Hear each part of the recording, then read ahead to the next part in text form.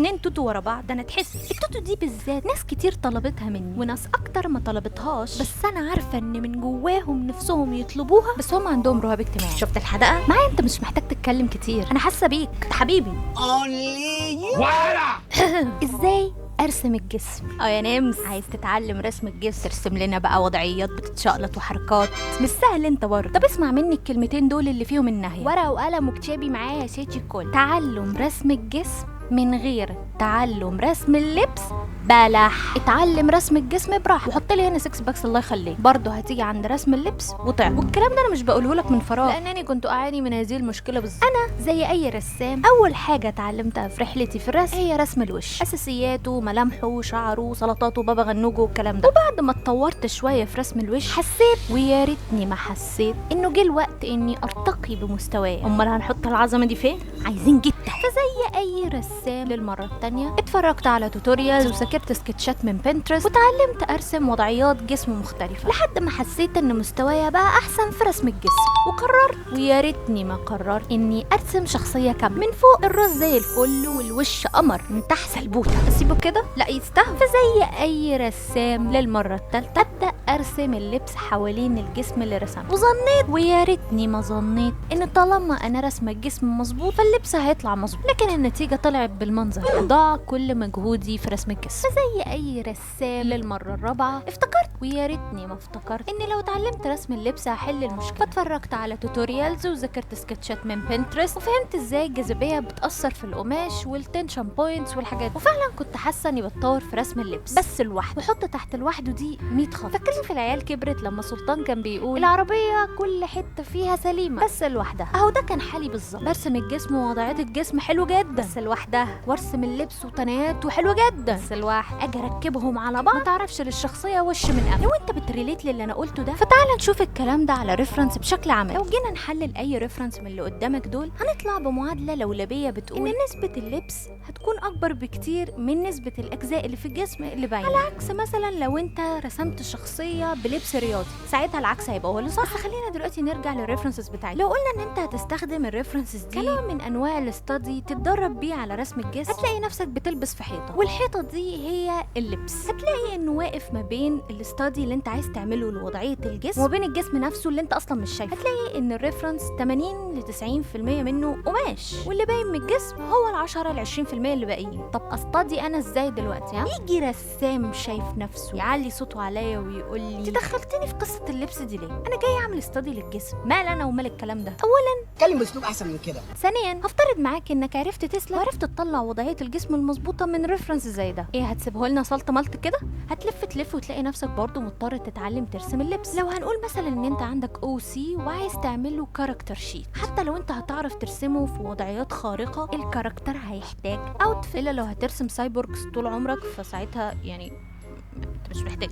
فلو بصينا على البيج بيكشر هتلاقي ان انت شفت ايفينشولي دي دلعكوا جامد انا هتلاقي ان انت هتحتاج انك تتعلم ترسم اللبس. طب ما نوفر وقت يا اسطى ونتعلمهم الاتنين مع بعض. طب ازاي اتعلم رسم اللبس والجسم سايد باي سايد كده مع بعض؟ هنعمل نوعين من التشريح. التشريح الاول هو تشريح للجسم ووضعيه الجسم اللي في الريفرنس. هنبعد شويه عن التشريح المفصل بتاع عضله الباي والتراي وكده، وهنستخدم تشريح مبسط اكتر بيعتمد بس على ان انت بتحدد اجزاء الجسم ببلوكات زي دي. طب لو انا مشكلتي العكس بقى، يعني انا بعرف ارسم اللبس كويس بس انا دايما ما بيطلعش مظبوط، محتاج اعمل الخطوات دي لانها هتخليك تعرف النسب المظبوطه ما بين اجزاء الجسم، عشان ما تلاقيش نفسك راسم رجل 3 متر ورافع لي البنطلون لحد صدره وتستغرب هي رسمتي ليه مش زي الريفرنس. الف في القماشه مش حلوه. تعالى بقى اقول لك على حاجات كان نفسي ومنى عيني الاقي توتوريال تقولها. اول حاجه مشكلتك قله خبره مش قله مهاره. لو اديتك قلم ومسطره وطلبت منك ترسم لي شويه اشكال هندسيه، طب خط 5 سم، طب خط 7 سم، هتعرف ولا مش هتعرف؟ كده تعرف صح، بس that doesn't make you an engineer. اللي عينه اتعودت تلقط النسب المظبوطه من اللي مش مظبوطه في اي تصميم من غير ما يهزله سن مسطره حتى. نفس الكلام في الرسم، عينيك الحلوين دول محتاجين يتدربوا على الملاحظه لحد ما تكون عندك خبره بصريه. واللي فرق معايا حاجه عبيطه جدا، هو اني بطلت اتفرج على توتوريالز رسم الجسم ورسم اللبس، او بمعنى ادق بطلت اعيد وازيد في التوتوريالز كل ما اتزنق والاقي نفسي مش عارفه. مش عشان هي مش مش مفيده لا سمح الله، بس لانها بتعالج مشكله مهاره مش مشكله خبره. عشان كده بتلاقي نفسك انك مهما اتفرجت مش قادر تعكس اللي اتعلمته في توتوريالز في رسوماتك، وده لانها مش بتضيف شيء وما بتقولش حاجه جديده. نفس الكلام لو جينا في توتوريالز رسم اللبس، صعب تطبقها على ارض الواقع. انت دلوقتي عايز ترسم قميص والقماشه اللي على الكوره دي مش جايه معاك سكه، فهتروح تدور على توتوريال هاو تو درو اشيرت. بكره عايز ارسم تيشيرت بقى تحط تي قبل الشيرت، عايز ارسم بنطلون وش بقى دي مولانا مش انت بسمع هاو تو درو بانتس في تقيله،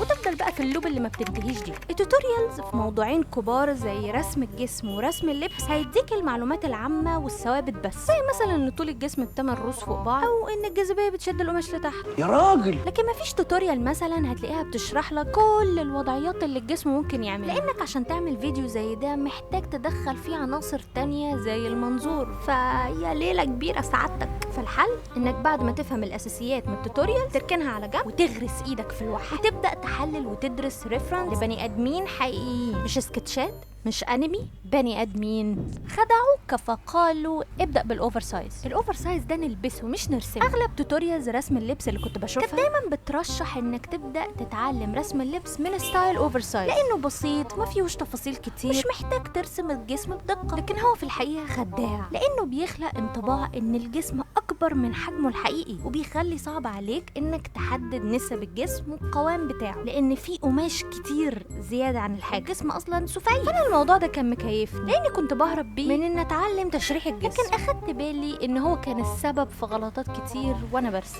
الغلطات اللي من النوع بتاع هو ليه الوسط طويل قوي كده، او ليه الدراعات 2 متر. ابدا الاول انك تعمل ستاديز على ريفرنسز يكون الستايل فيها فيت او مظبوط على الجسم على الاقل، لانه بيظهر شكل الجسم على طبيعته ونسب الجسم بتكون واضحه لحد ما تفهم اكتر العلاقه بين اللبس وقوام الجسم، ويكون بعد كده سهل عليك انك تحدد القوام في ستايلات تانية. خلينا شويه مع الاوتفيت ونقفز منها على نقطه. كل ما الستايل يكون اوفر سايز كده ومرحرح، كل ما الكسرات اللي في اللبس حجمها هيكون اكبر واوسع. كل ما الستايل يكون فيت او مظبوط على الجسم، كل ما يكون حجمها اصغر واضيق. ايه ده يعني مش اكتر واقل؟ لو جت في دماغك الفكره دي دلوقتي حالا احب احييك، لان ده معناه انك مركز. ده اللي انا كنت مصدقاه برضو في البدايه، لكن الحقيقه مش شرط، لاني لما غصت شويه في رسم اللبس اكتشفت، ويا ريتني ما لا المره دي الحمد لله اني اكتشفت في حاجتين بيأثروا على عدد الكسرات بعيدا عن موضوع الستايل ده. اول حاجه هي التنشن بوينت، او زي ما شات جي بي تي بيقول عليها نقطه توتر. لما تلاقوني غايبه عنكم روحوا هناك هتلاقوني. لو خدنا مثال مثلا على التيشيرتات الاوفر سايز، طول ما هي ملبوسه بالشكل العادي الطبيعي هتلاقي ان الكسرات واسعه وسهل انك تنقلها، لكن لما تدخل حته من التيشيرت ده جوه البنطلون تعمل القمطه دي، الكسرات او الطيات حوالين النقطه دي بتكون اصغر واقل رغم ان التيشيرت اوفر سايز اصلا. والتاني حاجه هي وضعيه الجسم، رغم في ان الريفرنسز هنا هم نفس البنت ولابسه نفس التيشيرت ولابسه نفس الطقم وكل حاجه، لكن وضعيات الجسم المختلفه. وعشان الاوفر سايز فيه زياده مبالغ فيها في القماش، عشان كده سعره اغلى من التيشيرت العادي، هتلاقي ان القماش كله متكوم هنا في وضعيه الجلوس، فعامل كرمشه وكسرات كتير. ففكره قليل وكتير دي بتنفع في حاله الوقوف بس. ندخل على رابع حاجه وهي نوع القماش بيفرق، خده في الاعتبار وانت بترسم. بص كده على الثلاث على الثلاثة ريفرنس دول كلهم لابسين التوب بنفس الطريقة، بس قوة الكسرات والتنايات هنا غير هنا غير هنا، كل ده بسبب ان القماشة مختلفة بس، على الرغم ان طريقة اللبس واحد. كل ما القماشة تكون سميكة او قاسية كل ما اللبس هيكون محافظ على شكله اكتر، مش هيكون فيه كرمشة كتير، او ممكن يكون فيه بس في حتت التنشن بوينتس زي ما قلت. نيجي لاخر نقطة واللي انا عانيت فيها كتير، ليه الكسرات لما بنقلها من الريفرنس الرسمتي بتسرح وما بتكونش في نفس المكان؟ دوست على الجرح انا على اقول لك بقى على تكنيك صغير جدا وبسيط جدا هيظبط لك الموضوع ده. مش بعيد تكون جربته قبل كده في الرسم، ولو ما جربتوش فانت اكيد سمعت عنه، وهو اكتر تكنيك انا مش بطيئه في الرسم، وهو الرسم بالمربعات. الفكره في التكنيك ده انه بيقسم لك رسمه كبيره مليانه تفاصيل كتير اجزاء صغيره تسهل عليك التفاصيل دي وتقدر تنقلها بسهوله. بس انا عايزاك بقى تركن جزء الرسم ده، واحنا هناخد منه الفكره بتاعه الجريد او الشبكه اللي هنقسم بيها الريفرنس بتاعك بشبكه تقسيمتها هتكون يكون اكبر شويه، يعني مثلا 3 في 3 بس، واشتغل بقى زي ما انت عارف. هتحدد مكان الكسرات في الريفرنس في انهي مربع، وترجع تنقلها في المربع بتاعك، وداعا للكسرات اللي بتسرح من مكانها. تعلم تشريح الجسم وتعلم رسم اللبس وجهين لعمله واحده. لما تتعلم انك انت بعد كده تحلل اي ريفرنس على المستويين، هتلاقي ان انت بتستفيد اكتر في وقت اقل. خد نفسك على الهادي في مرحله التحليل والملاحظه، هتنبهر بسرعتك في التطور. وبكده نوصل لنهايه الفيديو وانا مطمنه عليك. اشوفكم الفيديو الجاي. 2 توتو ورا 2 توتو 2 بصوا بقى، دلعتكم بفيديو جامد، تدلعوني لايكات وكومنتات وسبسكرايبات، ماشي؟ جمل تجامل تكسب محبة الناس يا هيما. ولا